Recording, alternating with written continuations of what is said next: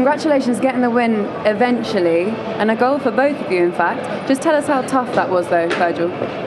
It was tough. I think down to us, more or less. I think especially the second half, I think we didn't play, we didn't win the right battles. I think second ball fight was theirs, so we give them the sort of a good feeling already the first half towards the end.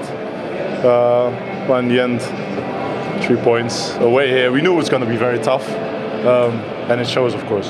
And for you, Alex, back-to-back goals now in the Premier League. How important was that one for you? Yeah, it was nice. Obviously, it's important to build on a bit of good form. And filling in there as one of the front three, that's one of the things I've got to try and offer. As we know, Mo and Sadio away at the minute, that's something that they really offer for us, is goals and a threat in behind, so it's nice to be able to do that. But yeah, it was more about the performance and linking with Trent and Hendo down that side and supporting Bobby as well, and like I said, just offering something in behind.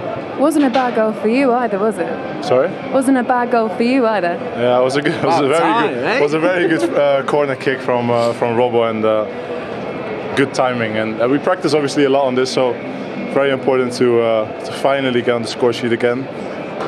Hopefully there's a lot more to follow, but I'm just happy that we got the 3 points in the end. You know, it was a tough one. How much credit does your goalie deserve for keeping you in the game, especially in the second half? A man of the match performance for Alisson. Yeah, like Virg said, I think after about 35 minutes we dropped our standards a bit, and a few sloppy mistakes gave them some really good chances. And you know, teams don't do well and teams aren't successful without a really good goalkeeper, and he's bailed us out on a good few times in the past, and today he had a few moments, and I'm sure Virg knows how good it is to play in front of him, having him behind. But it's our job to not have to rely on him as much. But if you ever need someone, we haven't got anyone else we'd want other than him. First time since mid-September we've had a Premier League weekend where Liverpool won and Manchester City didn't. So just a glimmer of hope for Jurgen Klopp's side.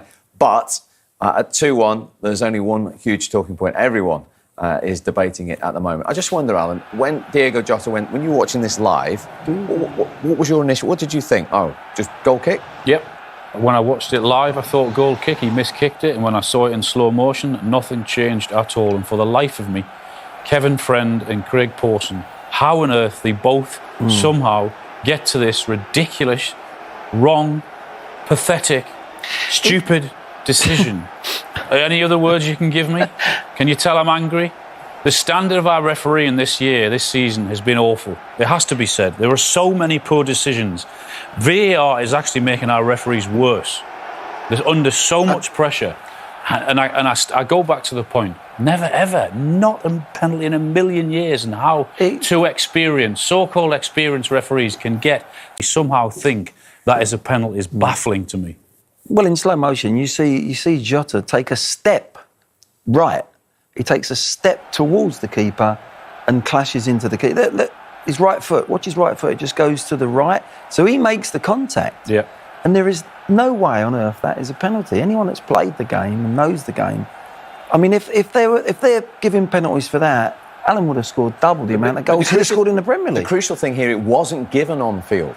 And we keep being told that you have to be 100% certain to either give it or overturn it. So, Craig Pawson in VAR thinks that is an absolute howler from Kevin Friend. Yeah. Really?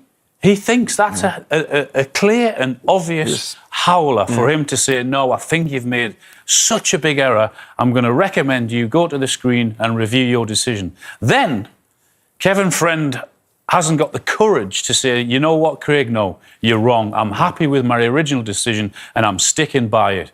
I'm not going to listen to you because I think you're wrong. But he somehow thinks, no, I've made a howler myself and I better go with what Craig's recommending.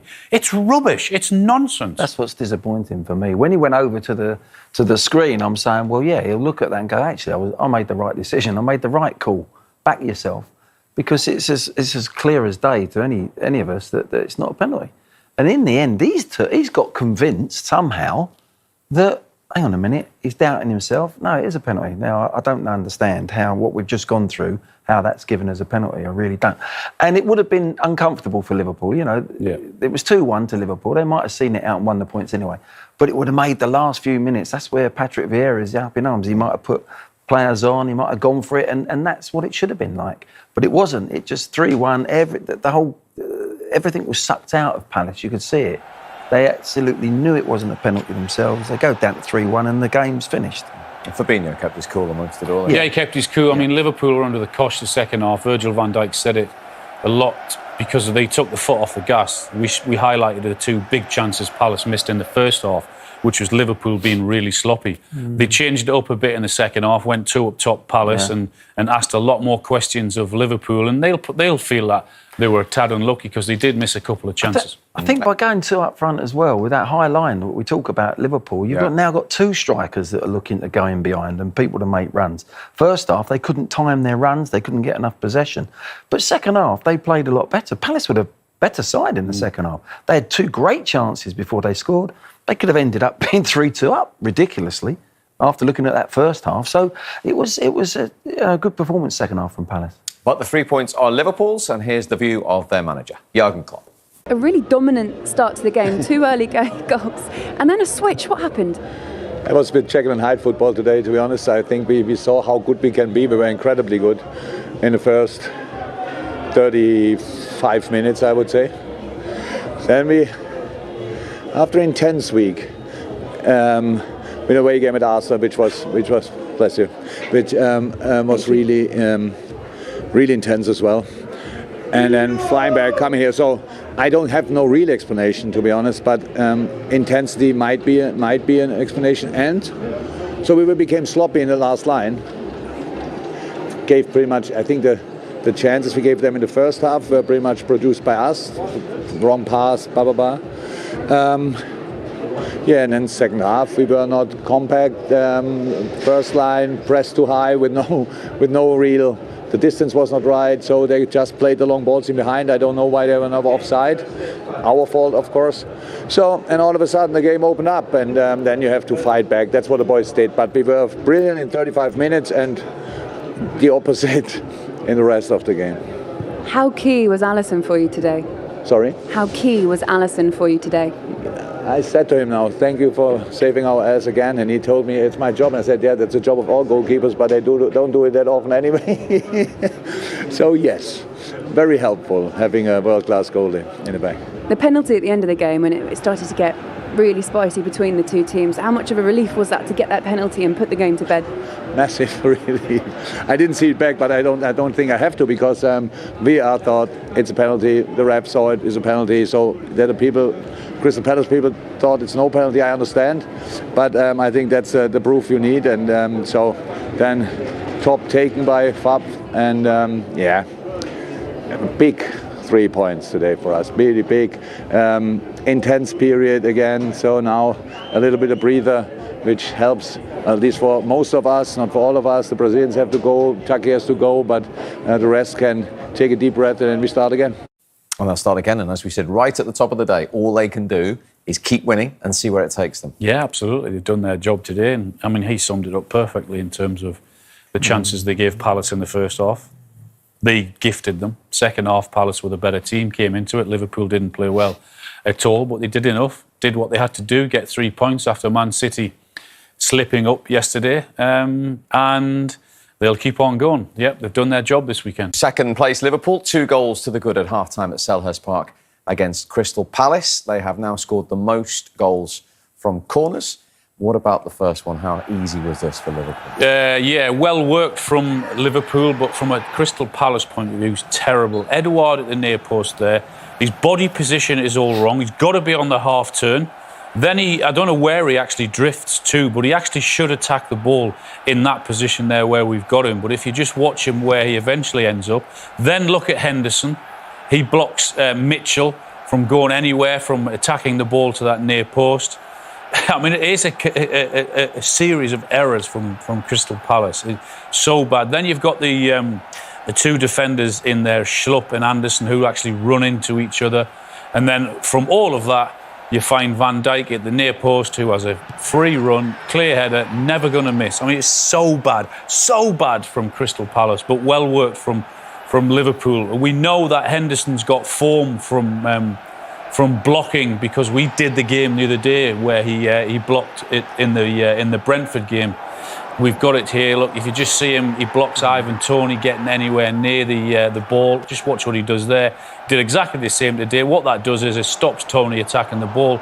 Van Dijk's in a similar position. He doesn't get it at this occasion, and Matip's there at the far post to nod that in. So obviously Liverpool work very well on the set pieces. But as a defending team, Crystal Palace today, you know that's going to happen, and they're all over the place from that set piece. Yeah, very organised guy attacking. You know, you look for organisation defensively, but that's a set play you've seen Henderson do. I noticed that Jota was pinning someone as well. Those two are saying, I'm not bothered in going for the flight of the ball. My job is to do that, to let the big guns come in, create space and attack the ball. And Crystal Palace have got a problem in this area, haven't they? I mean, it's repetition, and they're not getting any better at it. There you go. They're now the joint worst. Well, they lost 3 goals up there at Anfield, didn't they, from corners, and they've lost another one today. So they haven't learnt from their mistake. But Palace have got to improve. More importantly, with getting the ball down and trying to break down that Liverpool back line, because it's so high. At the moment, they're finding it hard. The chances actually Palace have had have been given by a little bit of sloppy play from Liverpool. We'll come to those in a moment, but Palace lost possession ahead of the second goal. This is a magnificent goal from Liverpool. The passing, the movement, the way to pass, the technique of everything from start to finish. Even that pass there, and then the finish from Oxlade-Chamberlain. It really is a very, very good goal. The pace that they move it at, and everyone's touching. And Glenn will talk you through Edouard's position. Yeah, Edouard on the other side. He finds himself on the right-hand side. You know, Lisey's end. That's good play from Liverpool. But look out of position. He needed to be in a safe position. He's totally unaware. Look at the space that Robertson. You cannot give the quality of Robertson that sort of space because he will hurt you. And he's picked out Oxlade-Chamberlain superbly. Look, he's used Firmino. It comes inside and he says, no, I'm not playing you. You're marked. There's a spare man on the back post. Beautifully flighted. And what a very calm finish from Oxlade. Yeah, it really was. First time in almost 2 years he's scored in back-to-back Premier League games. But Glenn, you alluded to those chances that Palace had, all from Liverpool. Well, this is so slack. I mean, you know, they're coasting this game unless they give something away, and unless they just pass it in the corner. Look at the near post. The keeper's giving him such a space to finish. He just seemed to panic on it. He does the right thing. He creates it. He takes it inside, little dummy. Look at the hole there. Just keep a calm head, and Palace are back in the game again. Sloppy play from Liverpool. They break quickly. This is a lovely weighted pass.